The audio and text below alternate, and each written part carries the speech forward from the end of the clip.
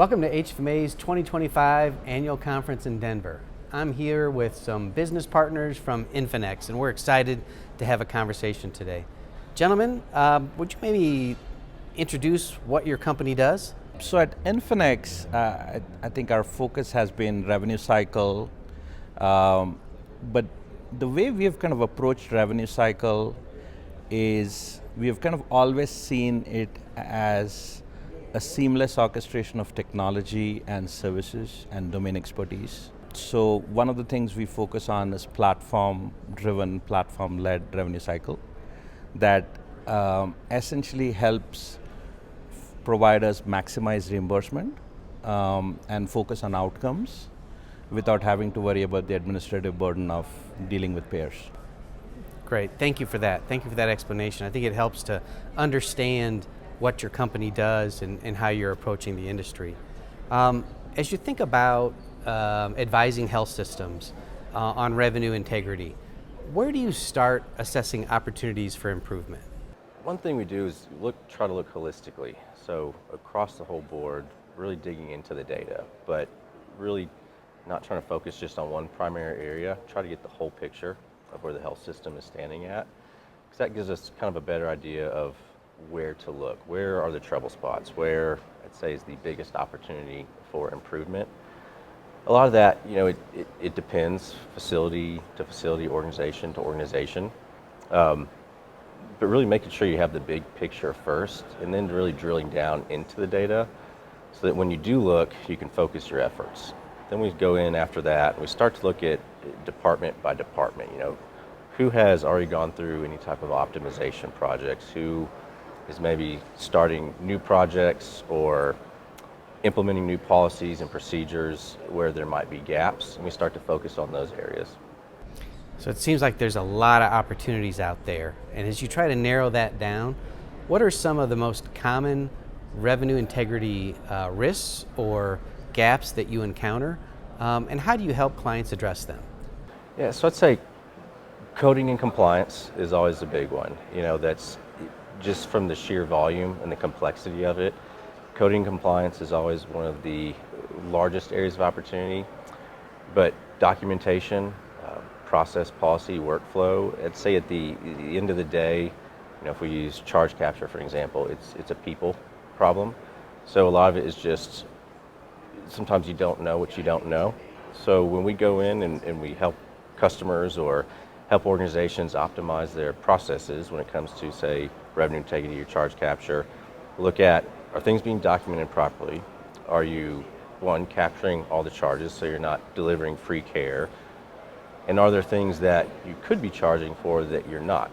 And an example of that would be a lot of times the complexities of contracts. There's things that are sometimes buried in there or that you could be charging for or charging for differently that organizations are just unaware of. And so they're missing that, and they're missing out on those revenues long term when they could be maximizing that and really recouping a lot of the dollars for the care they're already delivering.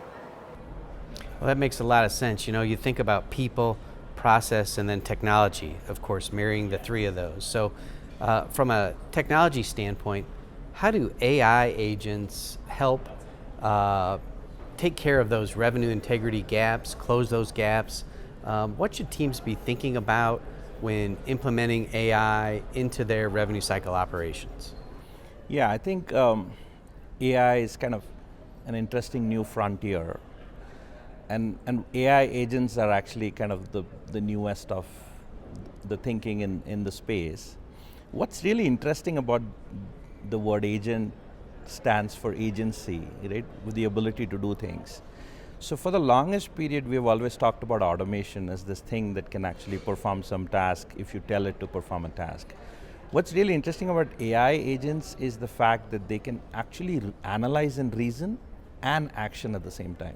So when you think about revenue integrity as an analyst function, as was described earlier, but also then an action function to ensure that you're taking corrective actions.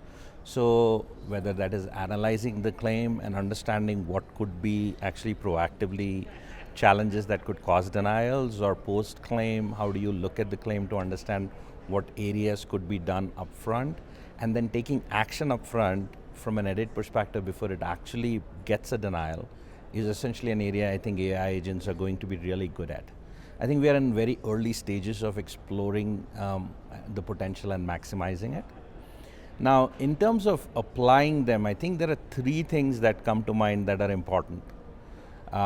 One is actually data and data readiness. The amount of information you have, as an organization, the provider has the most amount of information as to how they have been treated from a payer perspective. So it is important to learn and understand that. The second piece is workflow alignment. If it doesn't work within your workflow, AI agents are not going to be very effective. So you need a seamless orchestration of these agents within your workflow. And the third and the most important is change management and adoption. Because at the end of the day, these agents are going to work in synchronization with your staff. And if your staff doesn't trust it, doesn't understand how they perform, what they do, what they're good at, what they're not good at, it will be challenging. So I think we have some work to do in this space, in particular, getting our teams to understand what their capabilities are, building transparency into how they do what they do, and actually providing kind of a feedback loop so the staff can feel that their expertise can contribute to making these agents better, right? Rather than building these things as black boxes. So I think these are going to be critical as we think about AI agents in this revenue integrity space. Great, thank you very much. And gentlemen, thank you for sharing your insights today. Very much appreciate hearing what your thoughts are and this session. Thank you for your time. Thank you.